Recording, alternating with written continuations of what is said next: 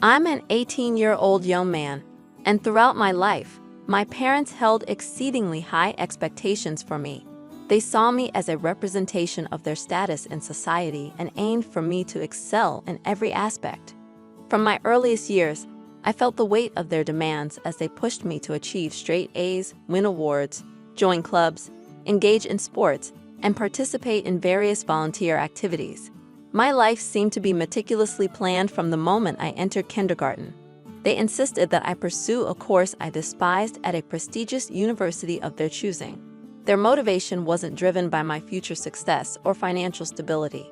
Instead, it was all about showcasing me as their accomplishment. Throughout my 18 years under their roof, they displayed no interest in my passions, hobbies, or dreams. They never bothered to inquire about my opinions, feelings, or thoughts. Concepts like freedom, privacy, and respect were nothing more than distant dreams in my life. In summary, my parents exerted complete control over every facet of my existence. They imposed strict academic standards, leaving me with no semblance of a social life. They made me dedicate countless hours to studying, even on weekends and holidays. Tutors and coaches were constantly monitoring my progress and skill development. Any mistake or failure resulted in harsh punishments, including public shaming in front of relatives and the few friends I had. Upon graduating from high school, my parents compelled me to apply for the course and university they had predetermined. They framed it as my sole option, denying me any say in the matter. They stressed that following their plan and making them proud was my duty and obligation, threatening severe consequences if I couldn't gain admission easily. They openly stated that university admission held more significance to them than my well-being and life itself. My worth and gratitude were measured solely by my ability to secure admission there. Unfortunately, their chosen course didn't align with my passion for the arts, which they were entirely unaware of. When they discovered this, their anger and disappointment were palpable. They accused me of squandering their time, money, and efforts, and claimed that I had shattered their reputation, hopes, and dreams. They treated me as though I were a criminal, with my father labeling me a failure and a disgrace. The repercussions they had threatened soon became a reality. As soon as they learned of my failure to gain admission, they disowned me and banished me from their lives. They handed me the keys to an old, dilapidated van and instructed me to leave, expressing their desire never to see or hear from me again. In that moment, it became evident that my parents had severed all ties with me. I didn't attempt to explain, apologize, or plead my case. Instead, I simply climbed into the van and drove away. Uncertain of my destination and feeling a mix of hurt, anger, and betrayal, I also experienced an overwhelming sense of freedom and relief, finally liberated from the oppressive grip of my parents. I roamed the streets in search of a place to rest and sleep, eventually stumbling upon a campground where I encountered a group of individuals living in RVs and vans. They extended a warm and friendly welcome, inviting me to join their bonfire and barbecue gathering.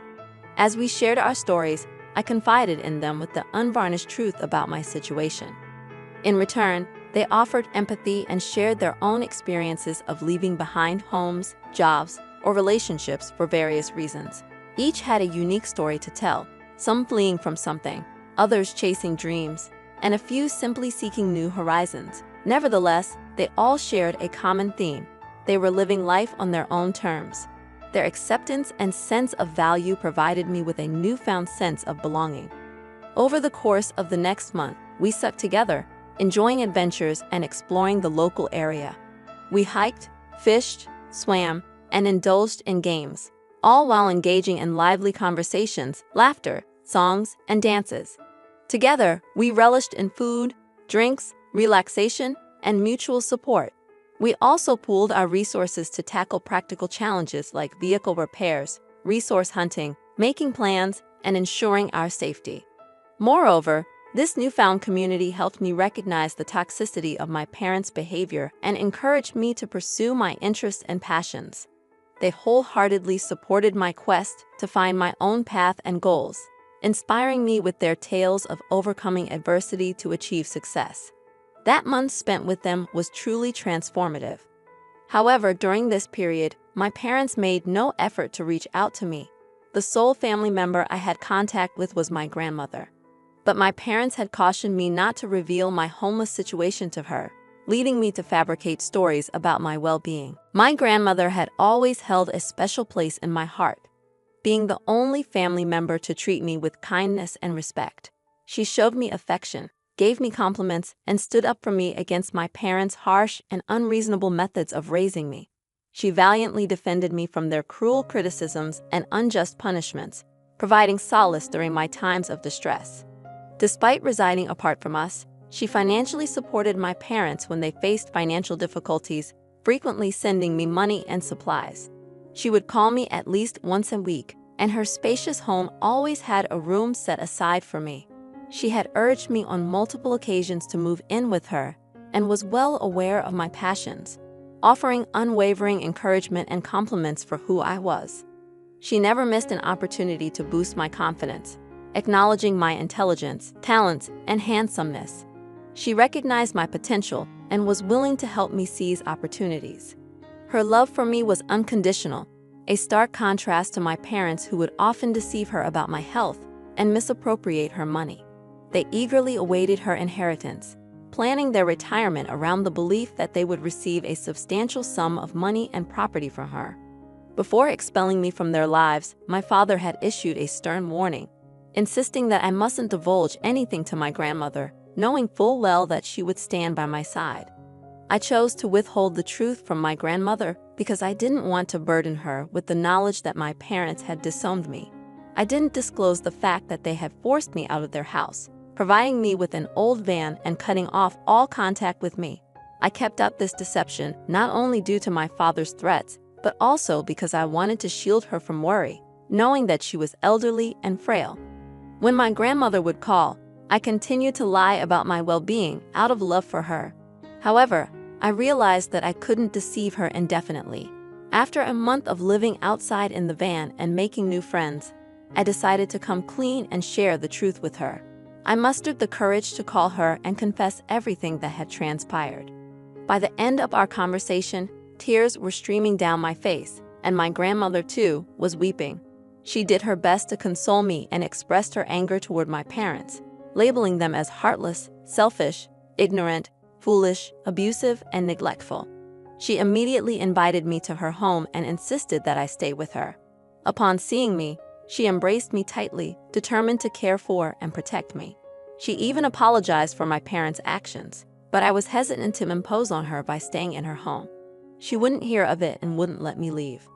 First, she contacted her lawyer and updated her will, naming me as the sole heir to all her property.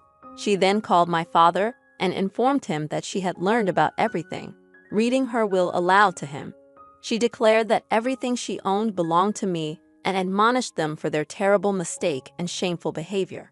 She made it clear that she would cut them off from her inheritance, which was a significant blow to my parents, given their financial struggles and their reliance on my grandmother's wealth and property to maintain their lavish lifestyle and social standing. They had always expected to inherit everything from her upon her passing and had taken her generosity for granted. Subsequently, my father reached out to me, followed by my mother. They apologized, expressed regret for their actions, professed their love for me, and claimed to miss me. They wanted me to return home and promised to change. However, I saw through their intentions, recognizing that they were only trying to manipulate the situation to regain access to my grandmother's assets.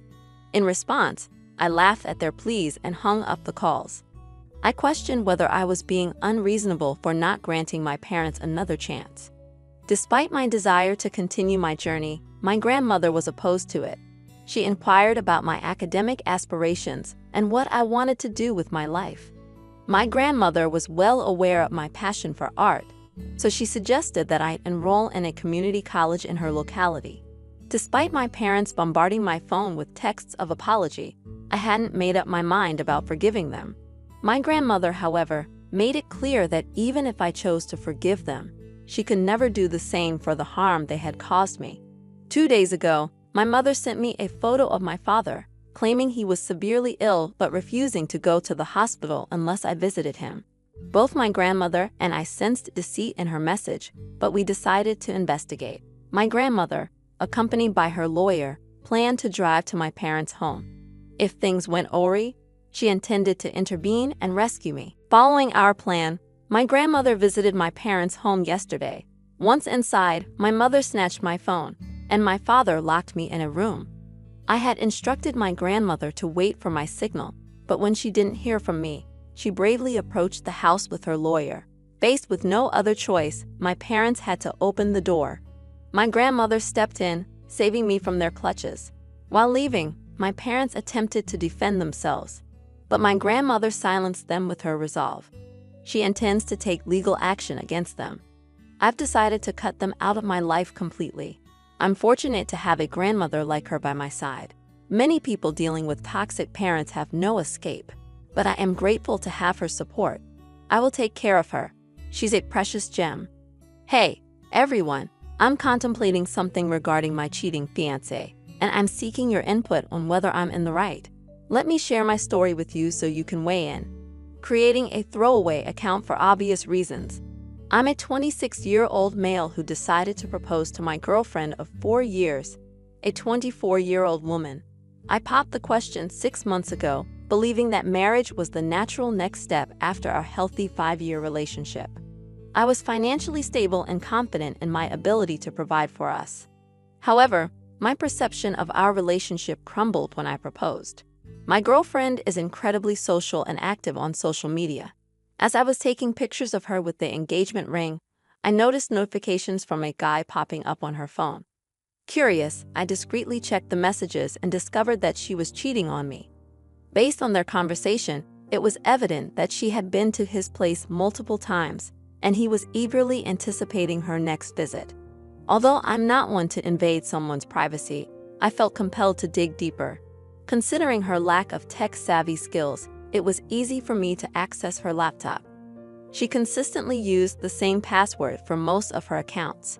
Once, I gained access to her laptop, and the revelations were shocking. I wasn't prepared for what I discovered.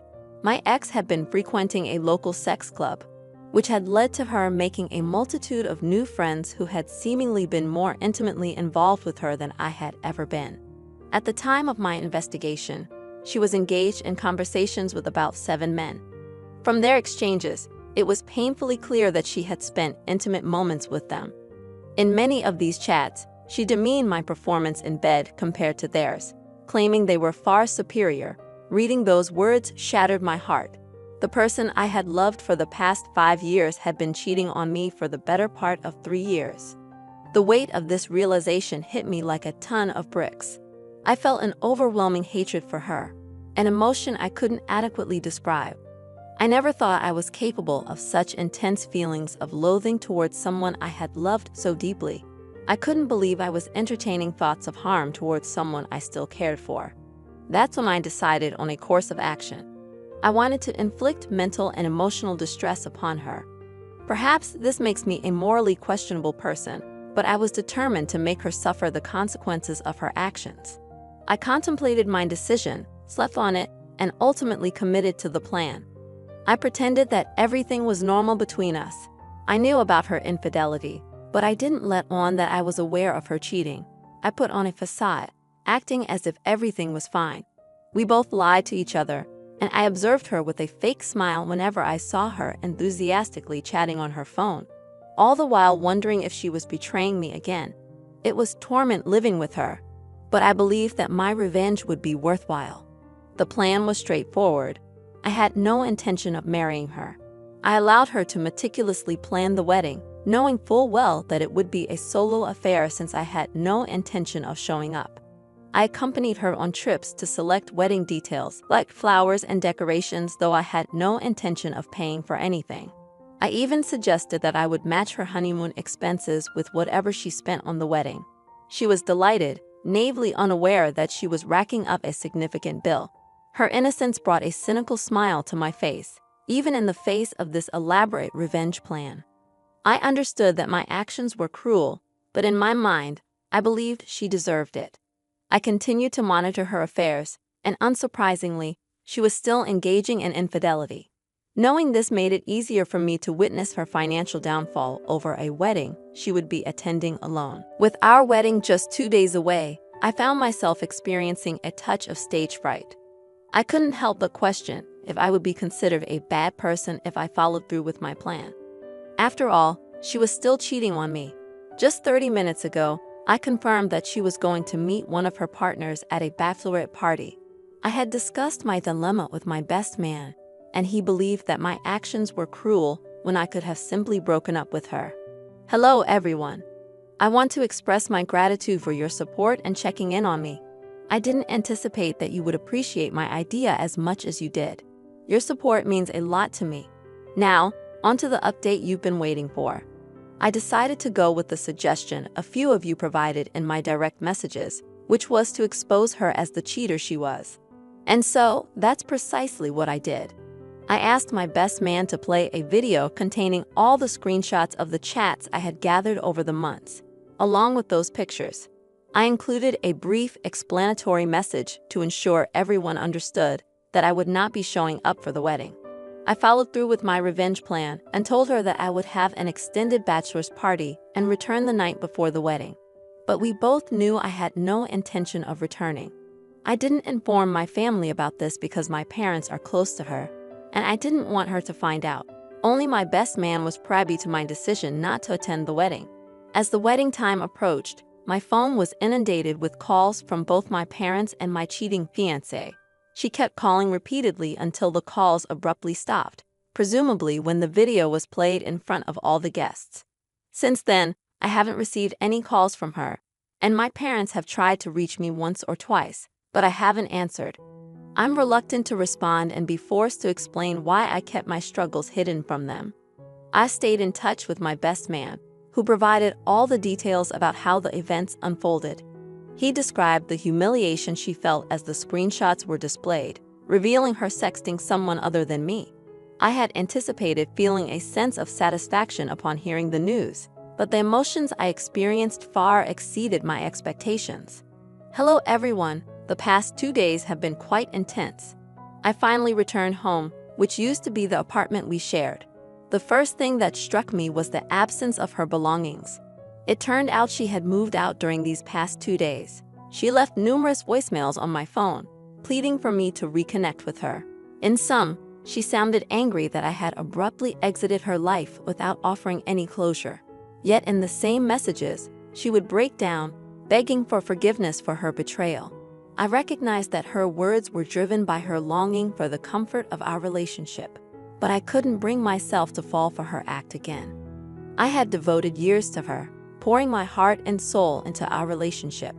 What had I received in return? Heartbreak. I consider myself fortunate to have discovered her infidelity before marrying her, but it still pains me. I wish I hadn't found myself in this situation. In the following weeks, various events unfolded, and that's why I couldn't respond earlier. My ex decided she wanted me to cover all the expenses she had incurred for her wedding since she hadn't received any refunds and was displeased about it. She took me to court, and after weeks of not seeing each other, we finally faced each other. While I can't provide many details due to the ongoing court case, I didn't have to pay her a substantial amount. It was around 20% of what she had spent, and that was pretty much it. I had assumed that seeing her would evoke no emotions, but I was wrong. I felt terrible in her presence. I couldn't fathom how she thought it was acceptable to hurt me the way she did. I had wanted her by my side forever, while she decided that sleeping with others was a preferable choice. Now somehow I was painted as the villain for seeking retribution. I don't comprehend why she views my decision to distance myself and not forgive her as wrong. In my eyes, and in yours, I haven't committed a wrongdoing, and that's what truly matters to me. Honestly, this will be the final update I provide on this post. I have no desire to revisit the memories of this incident ever again. To the person offering advice, I appreciate your perspective, and you're right. I deserve better than what she has given me. As for exposing her secrets at the wedding, I've thought about it, but I've decided against it. I want to move past this chapter of my life. Hey, everyone. Thank you so much for tuning into today's stories. Remember, if you have a story of your own that you'd like to share, please email it to the address provided in the description below.